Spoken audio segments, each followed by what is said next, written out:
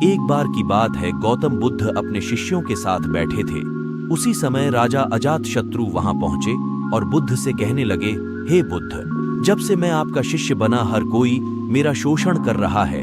आपका शिष्य बनने से पहले सभी लोग मुझसे डरते थे, क्योंकि उस वक्त मैं बहुत कठोर था और मैं किसी को मौत की सजा देने से पहले एक बार भी नहीं सोचा करता था। लेकिन आपका शिष्य बनने के बाद मेरा किसी को दंड देने का मन नहीं करता और ना ही मुझे गुस्सा आता है। मैं शांत हो गया हूँ और सभी को दया भावना से देखता हूँ। लेकिन कुछ लोग मेरे इस बदलाव का अनुचित लाभ उठा रहे और इसने मेरे राज्य के लोगों को भी एक तरह के खतरे में डाल दिया है। कृपया आप मुझे बताएं कि मुझे अब क्या करना चाहिए। राजा अजातशत्रु की यह बात सुनकर गौतम बुद्ध उन्हें एक कहानी सुनाते हैं और कहानी कुछ इस प्रकार है। एक बार एक बड़े पेड़ के नीचे एक जहरीला सांप रहता था। पेड़ एक गांव के पास में एक कोने में हुआ करता था।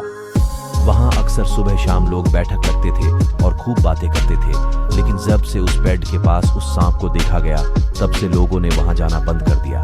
लेकिन कुछ लोग तो जानबूझकर वहां सांप को देखने आया करते और उसे छेड़ा करते। अब उस सांप को जब खतरा महसूस हुआ तो उसने खुद के बचाव के लिए लोगों पर हमला करना शुरू कर दिया। वह सांप अब अपने क्षेत्र में लोगों का आना भी बर्दाश्त नहीं करता था, जिससे गांव के कई लोगों की जान जाने लगी। इस तरह पेड़ के आसपास जब भी कोई हलचल होती तो सांप वहां आ जाता और हमला कर देता। सांप की दहशत अब पूरे गांव में हो गई। अब लोगों ने बिल्कुल ही उस पेड़ के पास जाना बंद कर दिया। एक दिन एक साधु उस गांव से गुजर रहे थे। तभी उस साधु की नजर उस विशाल से घने वृक्ष पर पड़ी डीढ़ी, जिसके नीचे वो सांप रहा करता था।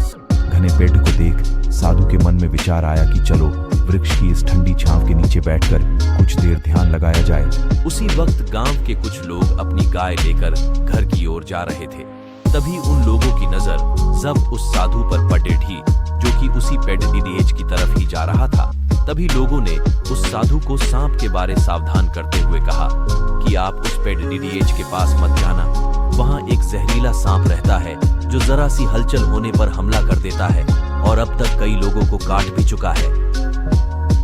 लोगों की यह बातें सुनकर साधु मुस्कुराए और उस पेड़ की तरफ चल पड़े। जगह को थोड़ा साफ करके जैसे ही साधु ध्यान करने के लिए बैठे, तभी सांप हलचल सुनकर साधु के सामने आ पहुंचता है और फुकारने लगता है। फुकार की आवाज सन साधु की आंख खुलती है और वह सांप को देखने लगते हैं।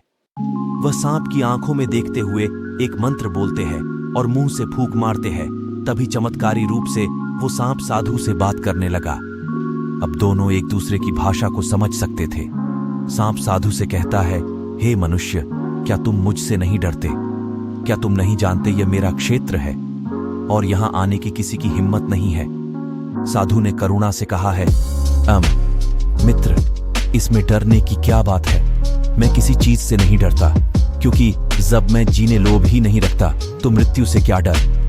सांप साधु की ये बातें सुनकर चौंक गया, क्योंकि सांप की इससे पहले ऐसे लोगों से मुलाकात हुई थी जो उसको मारना चाहते थे या उसके डर से भाग जाते थे, लेकिन वह ऐसे व्यक्ति से कभी नहीं मिला था जो उससे नहीं डरता।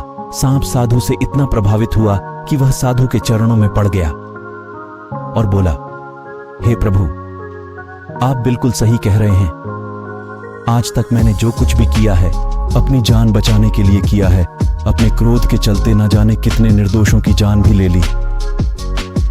इसके बाद साधु सांप बहुत सी बातें समझाकर वहां से चला गया। साधु की बात से प्रभावित होकर सांप ने निश्चित किया कि आज से वह किसी को नहीं काटेगा। वह अपने क्रोधी स्वभाव को त्याग देता है, दूसरों को काटना बंद कर देता है। लेकिन इसका नतीजा उल्टा निकलता है। जब लोगों ने देखा कि सांप ने लोगों को तो काटना बंद कर दिया है, तो लोग उसका फायदा उठाने लगे। जो उससे दूर भागते थे वो उसके पास आने लगे और सांप को परेशान करने लगे। बच्चे उस पर पत्थर फेंक कर मारने लगे, जिससे सांप आए दिन हमेशा परेशान और घायल रहता था। वह बहुत दुखी था, क्योंकि वह अपने जीवन का सबसे कठिन समय बिता रहा था। एक बार वह साधु फिर से उस गांव में आए। वह उसी पेड़ के नीचे बैठ गए।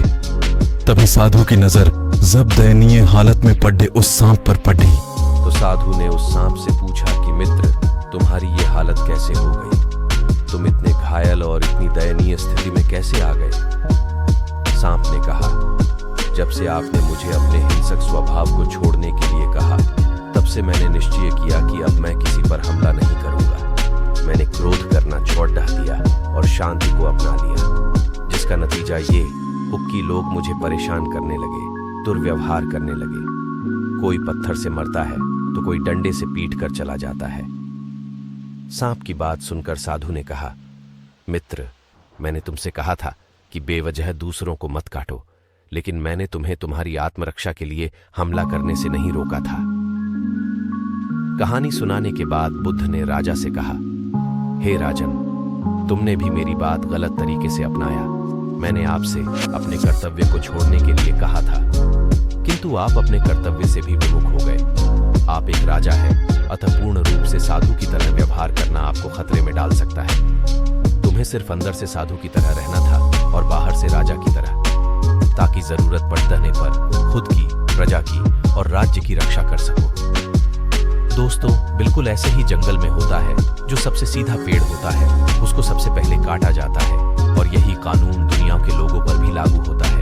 अच्छे भोले लोगों का खूब फायदा उठाया जाता है। अच्छे लोगों को जिंदगी में अनेकों दुखों का सामना करना पड़ सकता है, इसलिए कभी किसी को अपना फायदा मत उठाने दो। लोगों को उनकी मर्यादा में रखने के लिए खुद को परिस्थिति के अनुसार बदलना सीख जाइए, अन्यथा आपका हाल भी उस राजा व सांप की तरह हो जाएगा।